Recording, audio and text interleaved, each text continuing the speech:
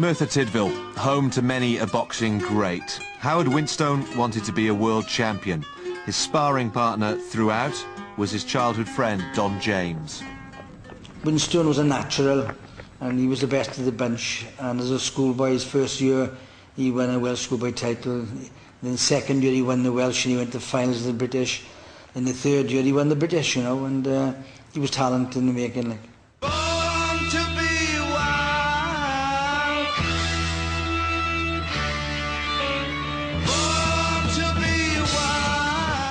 Winstone's success came despite an accident, which meant he lost the tips of 3 fingers on his right hand working in a toy factory as a teenager.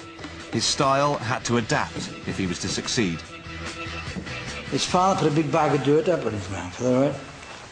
And Howard was on that for months. Left hand, left hand, left hand, left hand.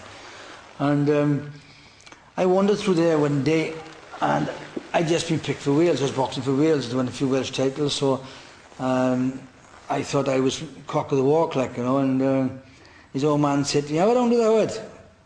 So Mr. Winstone, I said, "He'd been out a long time, like, you know, 18 months, and I said, no, I just have around him," he said. And I moved towards Howard, and he wasn't there. He had moved. The next thing I knew was a left jab in my face, you know, right? Then a double left jab, then another left jab. And the more I was going forward, the more I was eating him. So I had to alter my tactics and so on and so on. And at the end of it, old man Howard said, "What do you think, Don?" I said, "He's ready, Mr. Winstone." And that's where I think the left arm was born. Celebrity status came to Winstone in Cardiff with victory as an amateur at the Empire Games. A gold medal and the professional game was calling.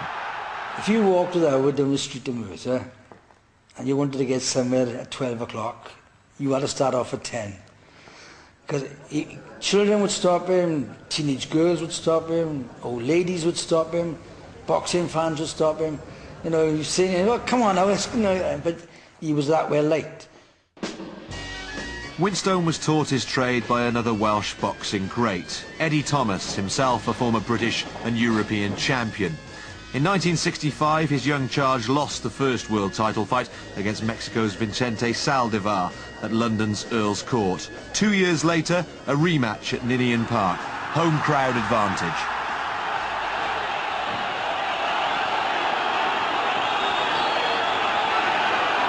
What a finish to this fight. And there's the bell. A wonderful World Championship fight. And Saldivar is the winner, and Saldivar has retained his World Championship on points over 15 rounds. How did you put up the fight of your life tonight? Thank you. I think you fought a lot better this time than you did the first time against him. Oh, I trained hard for this one. I felt real good. But I think in the fight itself you fought so much better, I felt. You were sharper. Well, we all thought we'd won it, like, you know. That's where it goes.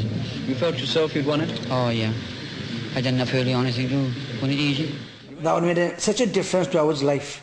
People don't realise, if he had the verdict and I'd been champion of the world, like, you know, victory over Salvador, because he said to many people, "It's all right," like Howard was, the nice guy, it doesn't bother me, you know, so on. So it did bother him.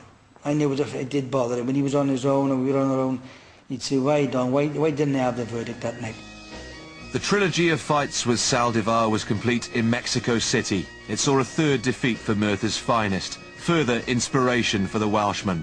Saldivar then retired and Winstone fought Mitsunori Seki of Japan for the now vacant title.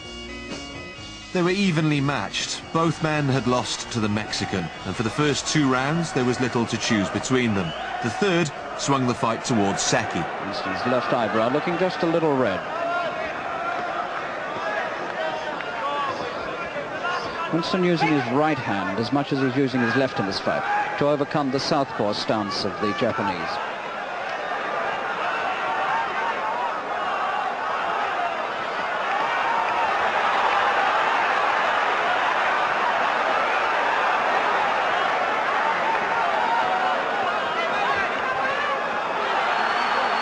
And I think Seki may be cut in this round. I think he may be cut on the right eye. There's a suspicion of blood there. And it's Winston, in fact, who's cut. It's Winston's left eye that is bleeding. There was a little blood around and I couldn't see where it came from, but now it's very plain, and it's the Welshman who's cut on the left eyebrow. And this is a bad setback for Winston, because if anybody was going to get cut early on, we thought it would be the Japanese.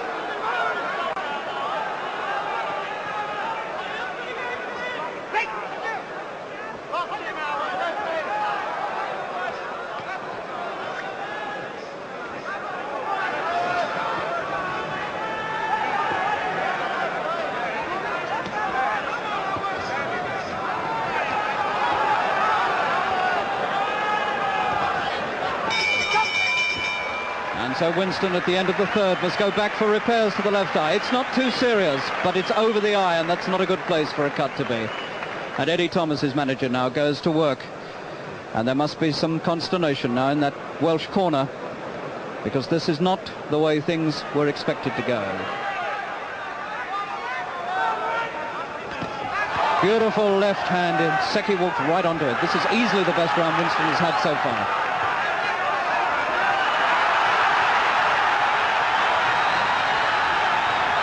Beautiful right underneath, and Winston is right on top in the fifth.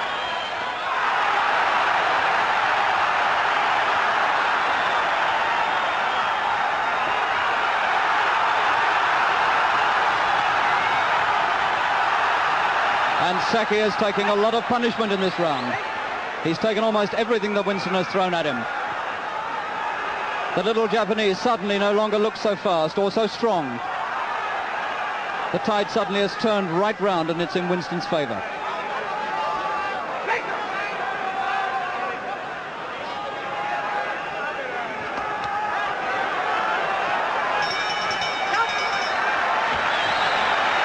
And that was a very good round for Winston. There's the ex-champion.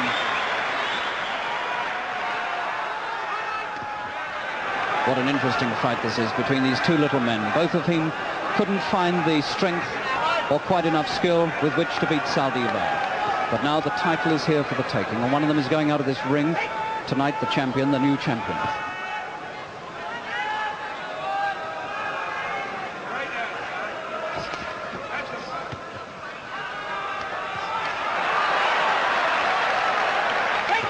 There's no doubt who's the master inside. It's Winston.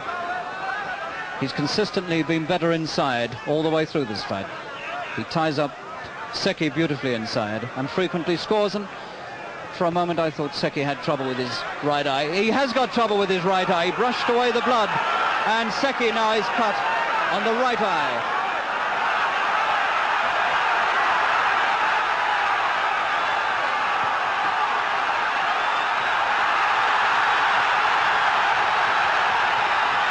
And Roland Dakin's going to have a look at that right eye. He's having a good close look at it. It's right up underneath the eyebrow, and he's going to stop it, I think. I think Roland Dakin's going to stop it. He's asking the corner to look at it. And the Welsh have taken it for granted that it's over, and it is over. It's over in the 9th round. And Secchi, moments after he was cut, has been stopped, and Winston is champion of the world at last, and is the first Welsh world champion for 45 years, and you won't stop the Welsh invading this ring now. I was up in the 5th tier, and I dropped on everyone to the floor, and I got in the ring, and Mickey Duff was screaming, "Get these Welsh people out here," not in such kind words. And they had no chance, and they were so thrilled and glad for Howard that at last he'd got to his goal and won the world title. Tell us how you feel at this moment. Oh, terrific, terrific. I wanted my boys here. I wanted my boys here, and I told my father.